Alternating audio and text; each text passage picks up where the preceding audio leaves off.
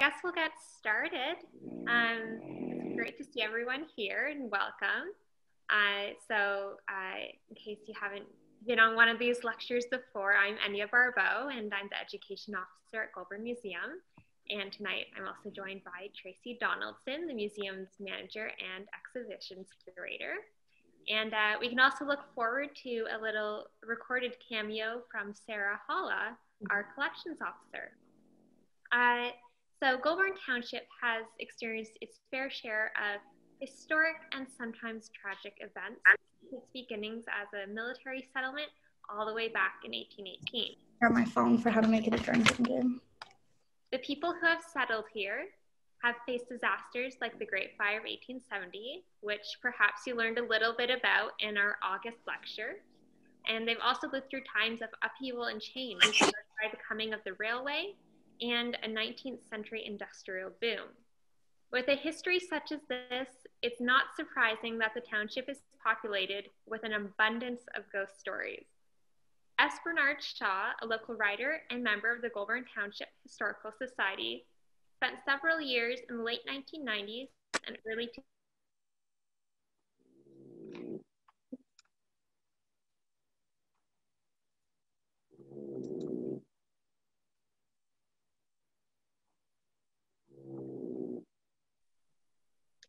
Was I muted? You're muted. Start back at S. Bernard Shaw. Okay, thanks. That's my fault. So S. Bernard Shaw, who was a local writer and a member of the Goulbourn Township Historical Society, spent several years in the late 1990s and early 2000s collecting ghost stories from the residents of Goulbourn Township. The result is a compendium of strange, spooky incidents that have taken place over the past 100 years right here in our own backyard. Shaw published his findings in a book in 2004 called Ghosts of Goulbourn, which we will be reading from tonight.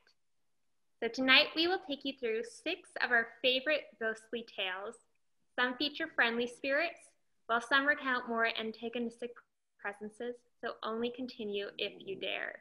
The storytelling will last for about 30 minutes, during which we will be recording, and we'll also be muting everyone's audio during this time to make sure everyone can hear clearly.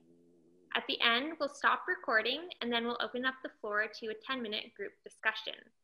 You can participate by typing a comment in the chat, or you can use the raise hand feature to ask something or speak aloud. And if you've had your own experiences with the supernatural or the unexplainable, we would love for you to share it. So with that, we start the night in Stittsville on the village's historical main street in a story called The Angry Ghosts. Take it away, Tracy. Thank you. The Angry Ghost. Music teacher Nancy Eady had second thoughts after signing a lease in 1998 for the apartment over the Royal Albert Tea Room on Main Street in Stittsville. She could not define her fears, but for 6 months after signing her lease, was afraid to sleep there on a regular basis. At first, she attributed her unease to being in a new home, but she began to notice that ornaments and sheet music were often moved during her absence. Was some joker breaking in and trying to scare her? Not wanting to believe that anyone would play such a trick, she attributed the strange events to her own forgetfulness, or to breezes coming through an open window. Gathering her courage, she finally moved into the apartment, only to be woken at 5 minutes to 4 every night. Rattling window blinds, perhaps, but the windows were closed and the nights were often still. Could it be her cat or traffic passing by? But at exactly the same time every night? Nancy reset all her clocks to different times, but was still woken at the magic hour in real time. Also, someone, or something, was occasionally turning on the stereo and some lights, usually in the kitchen. One day, determined to find out if she was going crazy, Nancy securely closed all the windows, switched off all the lights, turned off the stereo and radio, and stacked sheet music neatly on her dining room table. As she left, she shouted, "I suppose you're going to throw this all over the place." Returning 5 hours later, Nancy was not surprised to find sheet music scattered in every room. She ran downstairs to share her experience with the two Salmon sisters who were then operating the tea room on the ground floor. A joke was made of the whole thing, but Nancy was very apprehensive when returning alone. Shutting up all the pretty girls and got working for you. She searched every corner, yelling, "Stop this! I can't take it anymore!" No one was to be found, so she went fearfully to bed and eventually fell asleep. The adrenaline pumped even harder at the magic hour the next morning when she was woken by a man's voice calling, "Hello there!" Armed with a kitchen knife, she again searched every nook, cranny, crying, "I'm coming, I'm coming!" Fortunately, she found no one. Fully expecting that she would be unable to sleep, Nancy returned to bed. Nevertheless, she does not even remember her head hitting the pillow, and she slept soundly until 10 that morning. A few nights later, contrary to her normal routine of switching off all the lights, Nancy accidentally left the kitchen light burning. No wake-up call that morning. Leaving the light burning for a month gave her uninterrupted slumbers. Trying another experiment, she left the stereo playing when leaving for the day. Ornaments were still moved around, but not to the same extent as before. Feeling a little easier now that she was exerting some sort of control, Nancy embarked on a ghost research program at an Ottawa bookstore. In mid-browse, she was approached by an elderly man who offered to help. Responding to her story, he explained that ghosts thrive on fear, fire, and music that they use to build up energy. He suggested that she should ask her visitors in very positive terms to depart. Nancy walked away thinking about what she should do. Turning back to her advisor with more questions in mind, she was surprised to find that he was no longer there. No one in the store even remembered seeing him. That night, determined to get some answers, she switched off the kitchen light when she retired. At 5 minutes to 4, Nancy was woken by a light at the foot of her bed outlining the figure of a young girl, about 3 foot 6 inches tall, with long ringlets. She appeared to be wringing her hands and to be very despondent. The light grew very bright, and then suddenly, it and the girl disappeared. Nancy did another inspection of her rooms without finding anything and said to herself, "Now I'm really cracking up." She realized that she had to contend with at least 2 ghosts, a man who spoke and a little girl who didn't. So far, Nancy had been the only person to witness these ghosts. However, partner Sandy was there one night and complained about her leaving on the light in the spare bedroom. He had seen a light that suddenly increased in intensity and then went out. He assumed that the electric light bulb had burned out with its characteristic flash. But when he went to replace the bulb the following morning, he found that there was no bulb in the fixture. Thinking that the fixture had been faulty, Nancy had taken the bulb out days previously. Nancy decided that it was time to give the ghosts their marching orders. She shouted, "Get off downstairs and bother them." Sharon St. John and her son Matthew, who worked in the tea room downstairs, subsequently complained that the stove was being unexpectedly turned on and off. They also complained that kitchen tools were continually being moved for no apparent reason. Following 4 days of maddening mischief, they insisted Nancy take her guests back upstairs. With experience, she had realized that they posed no real threat, so agreed and made the announcement that they were welcome to return. Nancy, of course, really preferred that they would depart. She called in an expert who went through the house with incense and sweetgrass, deducing the main source of ghostly activity to be near the fireplace, now boarded up. The expert warned that ghosts can get nasty when angry and might see their eviction as treachery after being in residence for so long. Nevertheless, Nancy agreed, and the ghosts were shepherded to freedom through the spare room and out through the attic. They appeared to depart without making any objection. Feeling a sense of relief that her unwelcome visitors had at last departed, Nancy went on a camping trip in Algonquin Park. There had been continuous rain in the park for several days, and Nancy was having a frustrating time lighting a fire when her cell phone rang. It was Sharon calling from the tea room. In the light of events in Stittsville, she was concerned about the reach of Nancy's ghosts. Anxiously, she inquired, "Are you all right? Do you need any help?" Nancy joked, "Well, can you help me build a campfire?" Shocked by the coincidence, Sharon paused before replying, "Strange you should say that. Rogers is on fire, and the firemen are hosing down our building." Rogers, the cleaners next door to Nancy's apartment, was destroyed that night. Nancy could only think that her ghosts must have been really annoyed. Conscious that the ghosts are supposed to try their best to return after being evicted, Nancy still keeps her eyes open and has since noticed that a few things have moved mysteriously. Also, visitors have accused Nancy of shaking them awake when she is actually fast asleep in another room. And her cats are occasionally spooked by something only they see. Anne Wilby, who operated Louisiana's restaurant, had several times noticed a shimmering shape she called a mirage, such as often seen over the highway on a hot day, but has not felt threatened, so she just considered it a normal legacy that came with an old building. And the building certainly was old.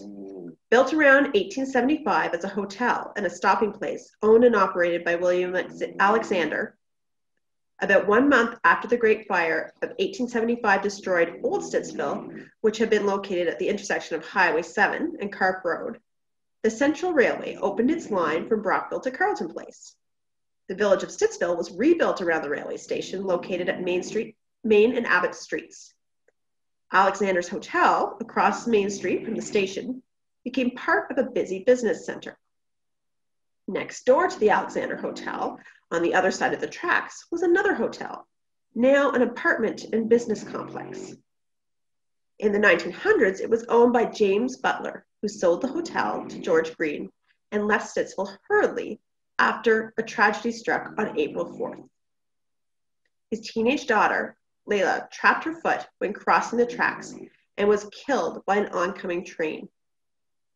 Could it be that her spirit and that of her grief-stricken father are still around? And that is the story of the angry ghost. I love it. So next tonight, we're going to travel to Munster, where a violent night at the crossroads continues to echo across time, in a story called The Jealous Ghost. And for this story, I'm pleased to say we have a video featuring our very own Sarah Holla, who really got into the spirit, and you'll notice some creepy dolls from our collection animating the background. This story is called The Jealous Ghost. And I just want to confirm you can hear that, Tracy, or do I need to share my audio as well? I was able to hear it. If anybody cannot, just go ahead and type in the chat box. Victor Webster's paternal grandmother, Hannah, kept her family entertained with stories of the early days of the crossroads, a location we now know as Munster Hamlet. The scariest tale concerned a young woman who in the early years of the 20th century found her fiancé in the arms of another woman. She exacted extreme vengeance with an axe. Every time the Websters passed the intersection of Mansfield, the 7th line, and Conley Roads, she would point out the exact spot where the man died, on the southeast corner, and at that time marked by a wooden cross placed by his family. Years passed, and Victor married Linda, and they bought one of the first houses in Munster Hamlet, at that time comprised of only half a dozen homes. On October 31st, 1970, with local trick-or-treat potential severely limited, the couple took their two small children to call on family members in Ottawa. Returning rather late that very dark night with two sleepy children and their loot on the rear seat, Victor was startled when his headlights picked out two figures in the deep ditch about 200 feet east of the Mansfield-Conley intersection. This was very close to the site of the cross, which had disappeared long before. Victor clearly recalls seeing a man with his back to the road facing a woman with her head down, covered by a cloak. Stopping the car some distance past the couple, he turned to Linda. "Did you see that?" Indeed, she had. The couple agreed on the details of what they both observed. They recalled Hannah's story of the fearsome events at this precise corner some 70 years previously. Fears allayed somewhat by the fact that neither had seen a weapon, but with some apprehension, Victor slowly reversed the car. Despite a very careful search of all the ditches from the safety of the car, nothing was to be seen.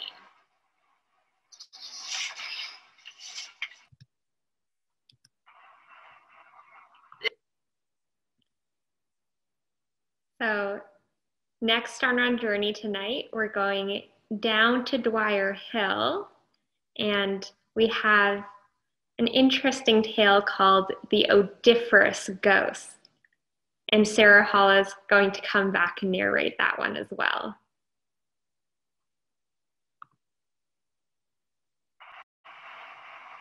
This story is called The Jealous Ghost. Victor Webb's. No, looks like we have two jealous ghosts. This story.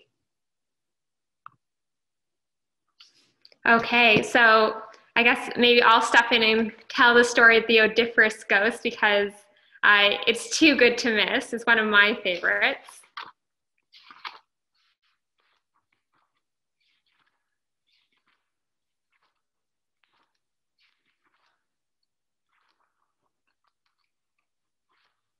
Okay, so this is the Odiferous Ghost. Strange things happened after Kathy and Glendower Davies bought their farmhouse on Dwyer Hill Road from Andy Back in 1969. The push-button electrical stove in the kitchen would turn itself off and on at the most unlikely times. Glenn put this down to faulty electrical connections until, one evening, Kathy had to leave the house for an appointment and had a stew simmering on the top burner. Having quickly popped it into the cold oven for safekeeping, they had two cats. Kathy was surprised to return home to smoke and the charred remains of her stew, accompanied by a melted spoon in a distorted saucepan. The stove, controlled by a rotary switch, had evidently switched itself on and destroyed their dinner. Kathy often had a feeling of the presence of a man, possibly two. That didn't bother her unduly until one night as she lay in bed awake, waiting for Glenn's return from a meeting. She had heard someone or something breathing in the room. It was certainly not one of the dogs, because she had closed the door to keep them out.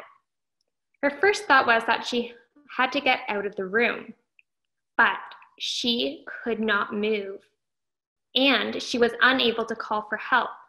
There she lay until Glenn returned shortly afterwards, when she was released from her bonds and able to recount her experience to a skeptical husband. For several months, Kathy felt a coldness whenever she entered the bedroom. Soon afterwards, with the children tucked up in bed, the couple were listening to a meditation tape with the light turned low. Their peace was rudely disturbed by an overpowering smell. An offended Glenn demanded, "What dog did that?" The dogs were elsewhere, however, and could not be blamed for the terrible smell that filled the room. "Like rotten meat," explained Kathy. No source for the awful smell could be found. but it returned several times, notably when they were redecorating their bedroom. During the decorations, Glenn moved into one spare room and Kathy into the single bed in another room, only to have clear evidence that she was not welcome. The stench invaded her room, and the door kept opening, despite being firmly latched and having to be pushed over the thick carpet. Closet doors opened and closed without apparent reason. With the redecorations complete, they were relieved to be reunited in their own odorless bedroom. Strange events continued. Quite recently, two visitors were enjoying tea when one of them asked, "Kathy, do you have ghosts?" "Why do you ask?" "My cup and saucer just moved across the table." The tablecloth was rumpled in front as evidence of its movement. Kathy suggested that perhaps the ghost wanted a cup of tea. Unamused, the visitors hastily emptied their cups and departed. Kathy recalled that she was visited soon after they moved in by Mrs. Bell, an elderly lady who explained that she used to live in the house. Ghosts were not mentioned, but a mutual friend later reported that Mrs. Bell had inquired of her if the Davies had seen a ghost. Presumably, she had when living in the house. Another previous owner, Dorothy Lewis, had heard stories of ghostly activities from previous owners and was disappointed that she was not visited during her tenure in the house. Except for the one-bedroom episode in 2003, things have been relatively quiet, although footsteps are often heard upstairs. The happenings seem to be focused on the older log part of the house, where the Davies were told the birthing and death room had been located.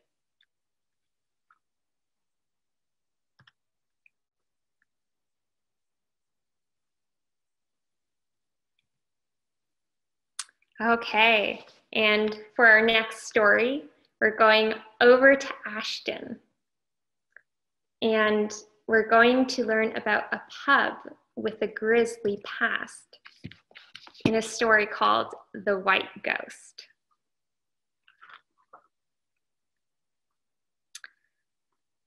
Ashton Pub is in Beckwith Township, just over the Goulbourn Township line. It is, however, so much an integral part of Goulbourn's Ashton Village that an exception can be made to include it in the stories of Goulbourn. Auctioneer Jerry Lepage took over the almost derelict gristmill in 1971.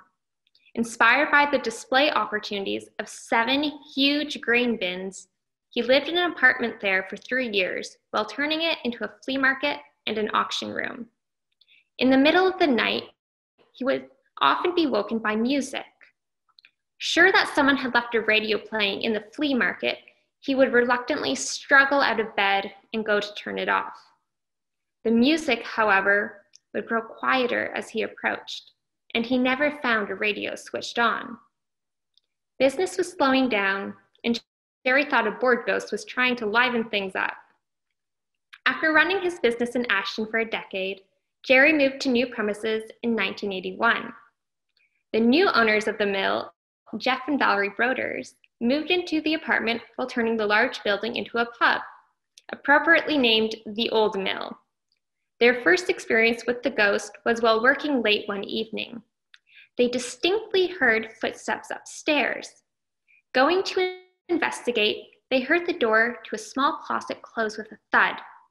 Prepared to confront the intruder, they threw open the door. No one was there. A thorough search of the building was equally fruitless. With the pub in running order, the Broders moved away from the apartment and into their own home, starting a new train of mysterious happenings. Every night, the owners would carefully switch off every electrical appliance, lock doors and windows, and set the security system when closing the pub for the night. Often, the following morning, they would find lights switched on and radios playing, but never any evidence of damage or theft. Amused rather than afraid, they would pass these events off with a shrug, and, inventing a name, declare, "Oh, George has been at it again." Several secondhand reports circulate in Ashton regarding sightings in and near the old mill. A ghostly figure, garbed in white and with a face to match. There is a story circulating that may be pertinent. At the end of a long week, When the pub was a grist mill, one of the workers climbed a ladder to inspect one of the 7 huge grain bins. Tired and not concentrating, he overbalanced and fell into the bin, perhaps breaking his neck. An alternative version has him falling through an inspection hatch and suffocating in the grain that swallow him like quicksand. Whatever the reason, he was dead when they found him the following Monday. At the end of a working day, would he not be covered in flour dust, giving rise to the white ghost stories? Or the story may go back even further to Ashton's days as a center of the potash industry, perhaps the origin of its name, although more likely named after Postmaster John Sumner's hometown in England, Ashton-under-Lyne. The man could have died in an accident and would be covered in white hardwood ashes from his labors at Sumner's potashery. Is George still waiting for rescue?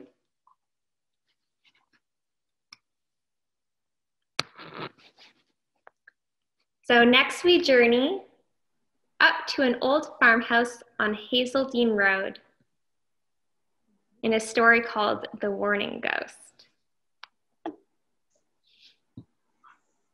Okay, back at me now. All right, so The Warning Ghost. One benevolent ghost is now homeless. The Robert Grant house on the north side of Hazeldean Road and east of Kemp's Farm, now Cabato's restaurant, is no more.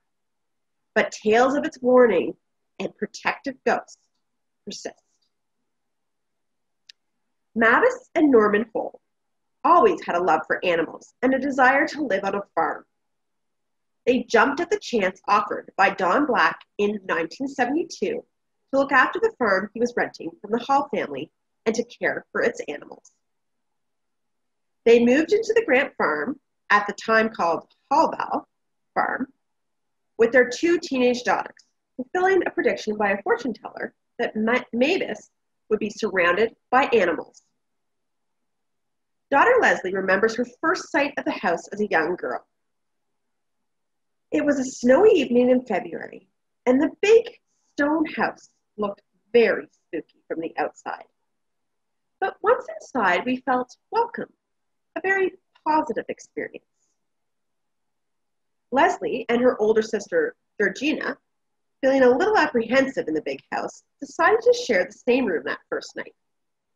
And, as it turned out, shared the first ghostly experience in their new home. Closing the door so they could chat without disturbing their parents, Leslie noticed that the old doorknob was somewhat loose. As they were slipping off to sleep, the doorknob rattled, just as if someone was trying to come in. There was no answer when they queried who was there. So, reared on Nancy Drew mysteries, the 2 girls decided to investigate, but were disappointed to find no one waiting outside their door. At least, no one who was visible. The next experience was Georgina's alone. She was sitting, reading, under one of the huge maple trees that used to grace the front garden when a cold wind sprang up. A sudden summer storm darkened the sky. Quickly evacuating indoors, she was surprised to see a strange man standing in the front room. Without speaking, he looked her straight in the eyes and turned to point out of the window at the tree under which she had been sitting. Following his direction, the girl turned to witness lightning strike the tree and a large branch fall, crushing the chair on which she had been sitting. Alarmed and alone, despite the threatening storm, the unnerved teenager fled from the house. On the return of her parents, she described the apparition. He was wearing clothing more in keeping with the 19th century, but most surprising, he appeared to be cut off at the knees. An explanation offered by Dr. Colleen Ringelberg in the Stittsville News on October 14, 1992, was that the man inhabited the house prior to it being rebuilt after the Great Fire of 1870. In that case, he would be standing on the original floor, whereas the floor on which Georgina was standing had been raised when the house was rebuilt. Could it be that the ghost of pioneer Robert Grant was watching over the property?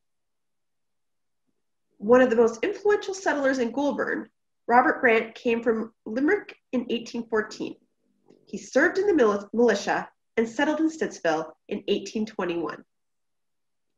By 1832, he had built an impressive house with stone quarried in South March. Robert Grant pioneered advanced agriculture methods and was a leading figure in the community. He was a warden of the Anglican Church on Hazeldean Road when the Great Fire swept through the county on August 17, 1870. He lost his life in a vain attempt to save the church papers, registers, and money that were in his care. The house was destroyed, but its replacement with the raised floor had the date 1832 engraved in the door lintel in tribute to the previous house. This heritage house was torn down in 1992 after being empty for several years and at the mercy of vandals. Now, if the warnings did come from Robert Grant, he continued to watch over the whole family and their animals for the decade they lived in the house. Mavis recalls being woken from deep sleep at 1 a.m. by the bedroom door opening with a crash against her sewing chest. This in itself was surprising, as the door normally didn't open that far, and it was restrained by a carpet.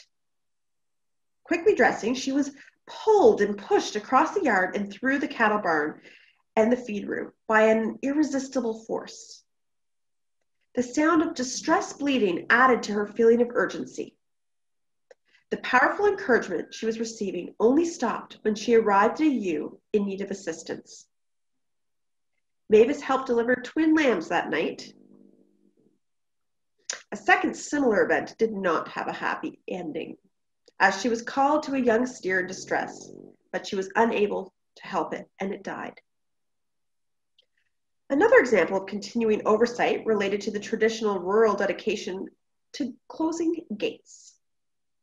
One day, Norman was working both in the house and at his workshop at the back of the property.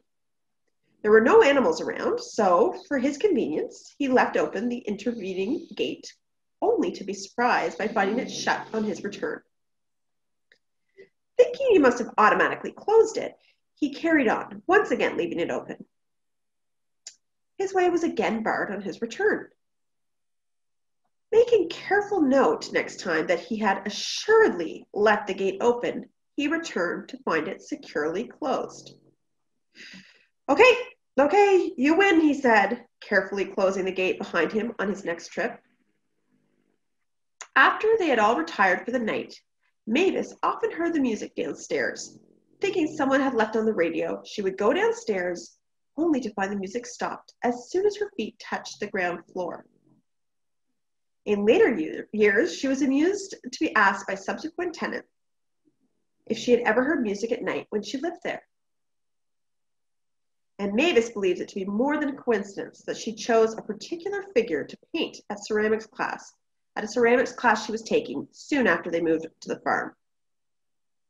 It was a shepherd with a lamb across his shoulder, and she painted his clothing in the 19th century style. She believed she must have been influenced to decorate it just that way. Several times subsequently, she glimpsed a man about the farm who looked just like her figurine. And it fits the description of Georgina's visitor.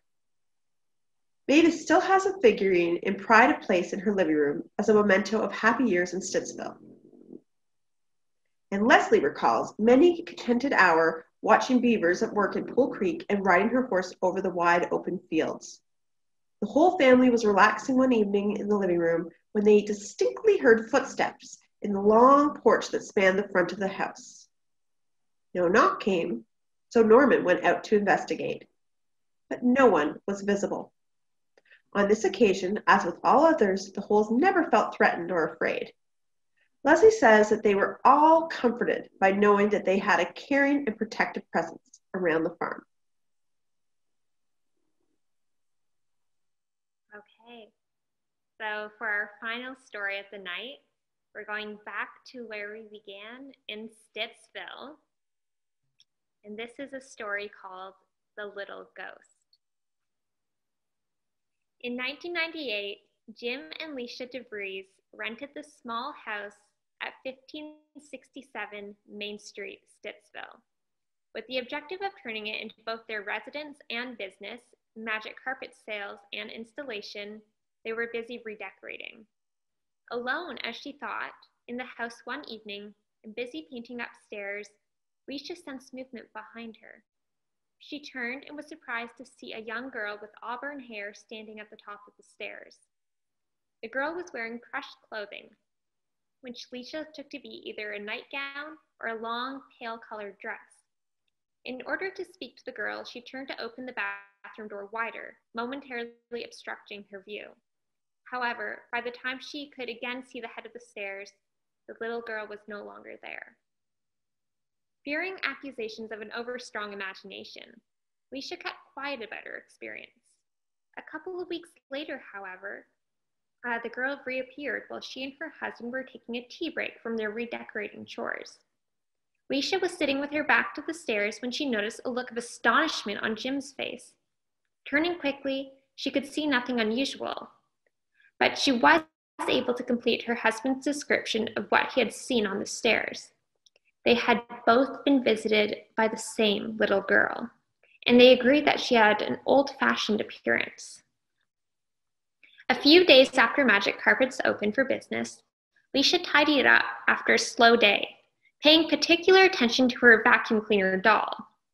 This was a 5-foot-tall Raggedy Ann doll, designed and made by Leisha to cover the vacuum cleaner in a store very short on storage space.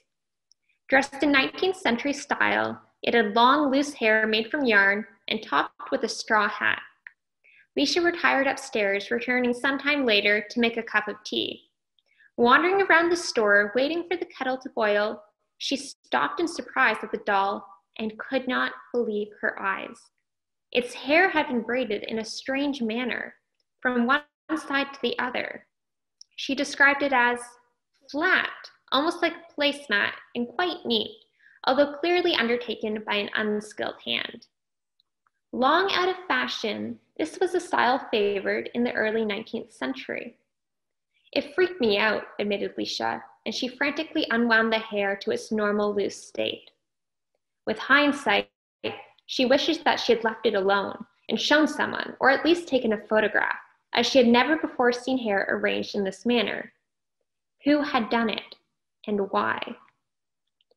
In the habit of taking a Sunday afternoon nap, Jim would ask Leisha to wake him at a specified time.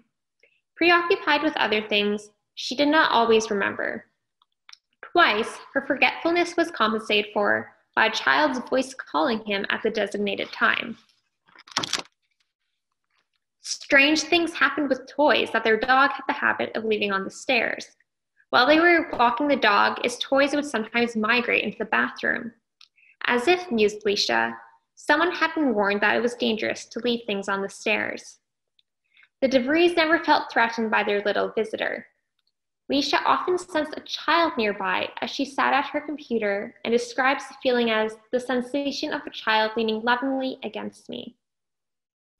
The sights and sensations experienced by the DeVries were concentrated on the staircase, and the old-fashioned little girl appeared to have just climbed out of bed. They were not aware at the time of a Stittsville story that a red-haired young girl had died many years ago of pneumonia in a house on Main Street. She could have been one of the Cherry family, who once owned most of the land on the south side of Main Street. So that concludes the ghost stories for the evening. So thank you, Tracy, and of course, a shout out to Sarah for lending your talents. And a couple quick notes before we open up the floor to discussion. First of all, this book, Ghosts of Goulbourn, is unfortunately out of print.